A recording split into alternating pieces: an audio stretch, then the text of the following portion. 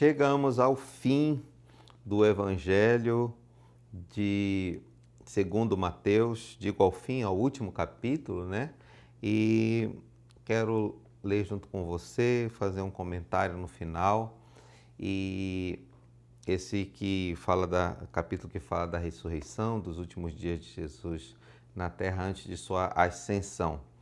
E eu quero desde já parabenizar você que seguiu esses 28 dias de leitura, de comentários, os que comentaram, né, que foram edificados pela leitura, pelos comentários.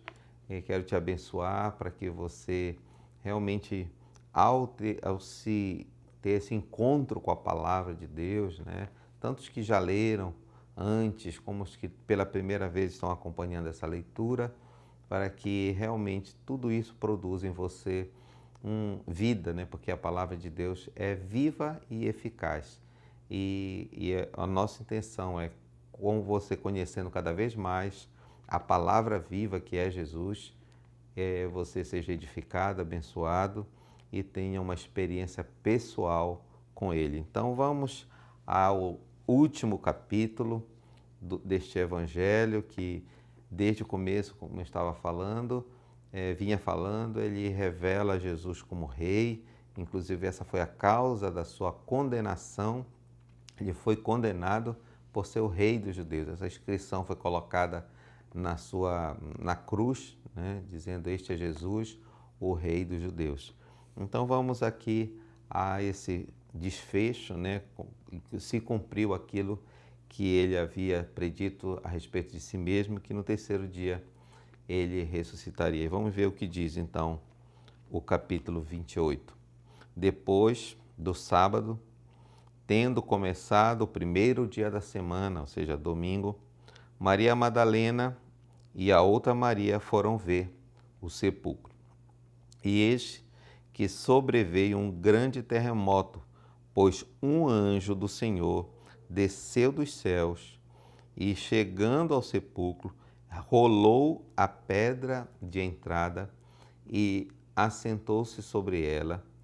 E sua aparência era de um relâmpago, e suas vestes eram brancas como a neve. Os guardas tremeram de medo e ficaram como mortos. Então não adiantou nada todo aquele cuidado das autoridades, dos líderes religiosos em tentar guardar, até selaram, né, a pedra, mas houve aquele terremoto, tremeu, a pedra rolou e olha a aparência desse anjo, né, a sua aparência tão marcante, e não teve outro jeito, aqueles guardas ficaram ali paralisados, aqui diz, né, como mortos. O anjo disse às mulheres: não tenham medo, sei que vocês estão procurando Jesus, que foi crucificado. Ele não está aqui, ressuscitou, aleluia. Como tinha dito, venham ver o lugar onde ele jazia. Vão depressa e digam aos discípulos dele: ele ressuscitou dentre os mortos e está indo diante de vocês para a Galileia. Lá vocês o verão. Notem que eu já os avisei. As mulheres saíram depressa do sepulcro, amedrontadas e cheias de alegria, e foram correndo anunciar aos discípulos de Jesus. De repente, Jesus as encontrou e disse: salve! Elas se aproximaram dele, abraçaram-lhe os pés e o adoraram. Então Jesus lhes disse: não tenham medo. Vão dizer aos meus irmãos que se dirijam para a Galileia, lá eles me verão. Que privilégio dessas mulheres, né? Foram ali as primeiras a verem Jesus ressuscitado e tiveram então esse privilégio de anunciar aos demais discípulos. O relato dos guardas. Enquanto as mulheres estavam a caminho, alguns dos guardas dirigiram-se à cidade e contaram ao chefe dos sacerdotes tudo o que havia acontecido. Quando os chefes dos sacerdotes se reuniram com os líderes religiosos, elaboraram um plano. Deram aos soldados grande soma em dinheiro, né? Eles subornaram, né, aqueles guardas, dizendo-lhes: vocês devem declarar o seguinte: os discípulos dele vieram durante a noite, furtaram o corpo enquanto estávamos dormindo. Se isso chegar aos ouvidos do governador, nós lhe daremos explicações e livraremos vocês de qualquer problema.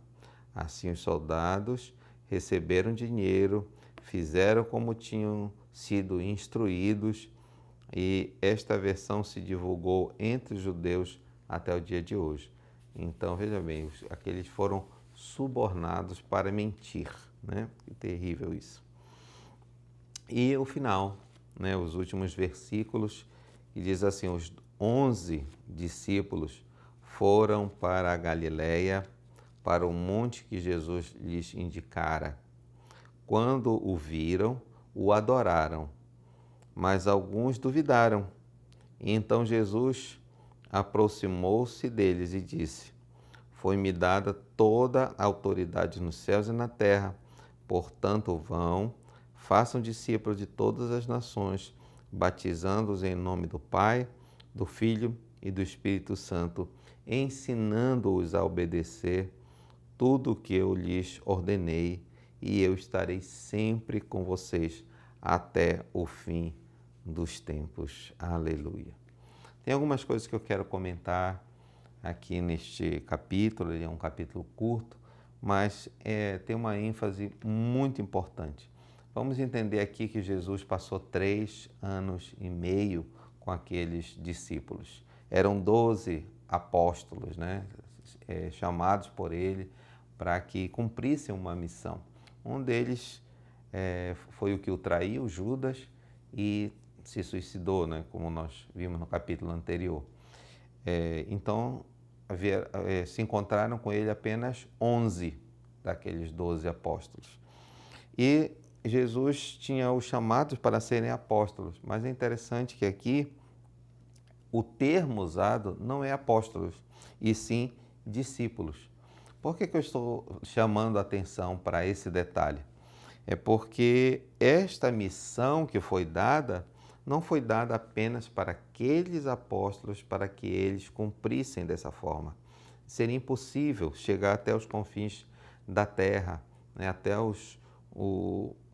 todas as nações, só aqueles 11. Isso se deu, sim, a partir de todos os discípulos, inclusive você. Se você é um discípulo de Jesus, essa palavra é para você também. Se você entende que Jesus é o teu Salvador, também Ele é o teu Senhor. E Ele nos deu esta ordem, esse mandamento: vão, ide.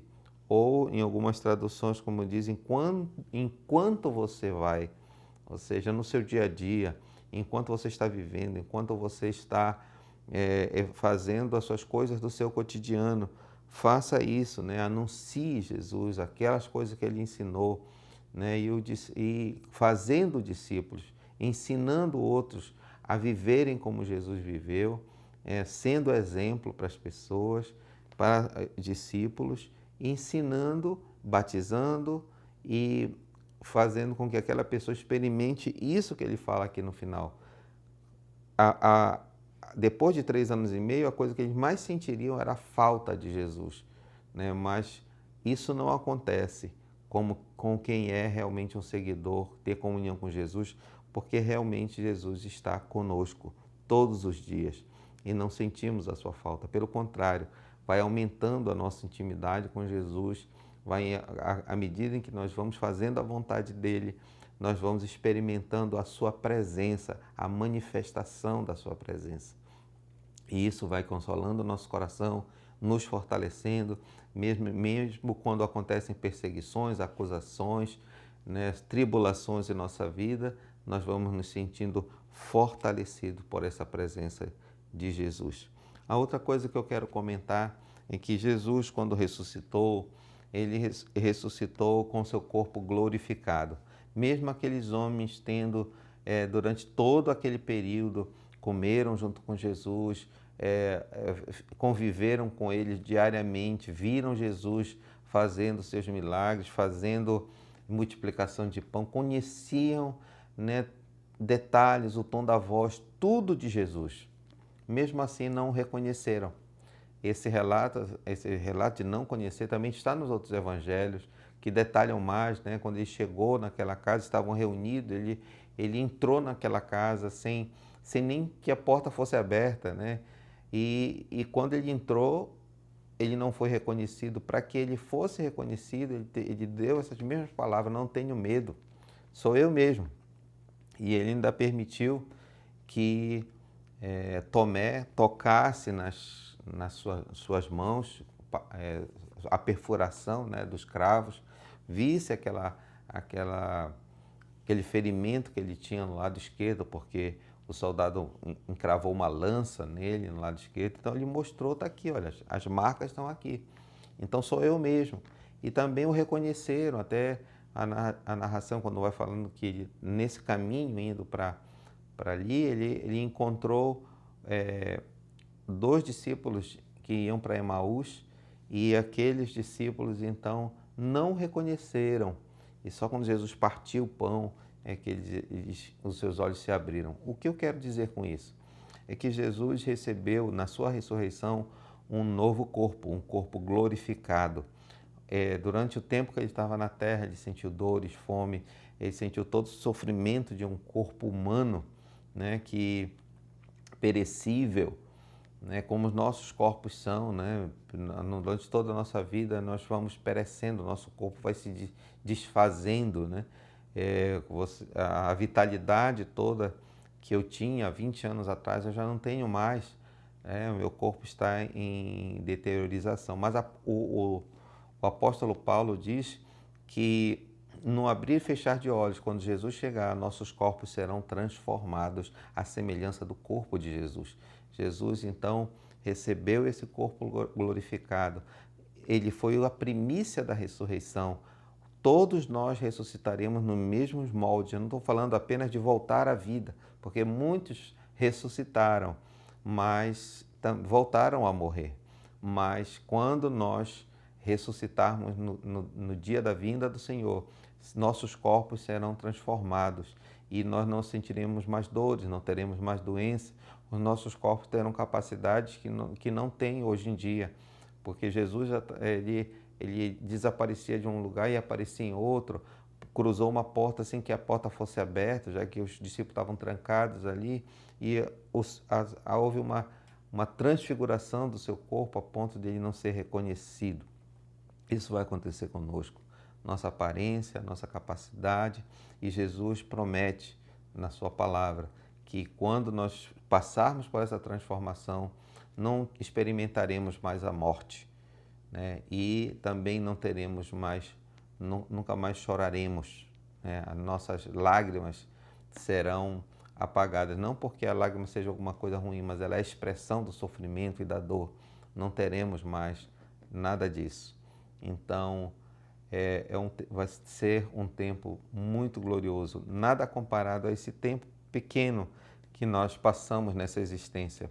Quando o nosso corpo for transformado, nós vamos também ter acesso ao fruto da árvore da vida e nós teremos então toda a eternidade com o nosso Senhor, com o Rei. E como a palavra dele mesmo diz, é o Rei dos Reis, Rei dos Reis, porque ele nos fez reis e sacerdotes ao nos comprar com seu sangue. Esse evangelho é o evangelho que precisa ser pregado, assim como Jesus disse: vão e levem isso, façam discípulos de todas as nações, em todos os lugares, em todas as oportunidades. Nós devemos chegar aos homens, às mulheres, para falar desse evangelho todo, né, em toda parte. a todo tempo e alcançar todos os homens e o ser integral ao homem todo. Vamos então cumprir esse chamado de Jesus, vamos então cumprir aquilo que ele falou não apenas para os apóstolos, mas que ele deixou para todos os seus discípulos. Muito obrigado por você ter nos acompanhado durante esses 28 dias de leitura e que você seja muito edificado, edificada por essa palavra santa, por essa palavra poderosa que é a palavra do Senhor. Bom, continue então inscrito aqui no nosso canal para você receber outras ministrações, outras palavras que nós vamos postando aqui e dessa forma você vai sendo edificado. Dê seu like, compartilhe com outras pessoas, com seus familiares, com amigos, até com pessoas que estão muito distantes. Você pode então usar essas ferramentas como as redes sociais para fazer isso que está dizendo aqui, falar sobre Jesus, né? E através desses vídeos essa é a nossa intenção, falar dele, falar do Evangelho, falar do Evangelho do Reino para todas as nações. Amém? Então, muito obrigado. Assim encerramos esta jornada de 28 dias. Muito obrigado. Deus o abençoe.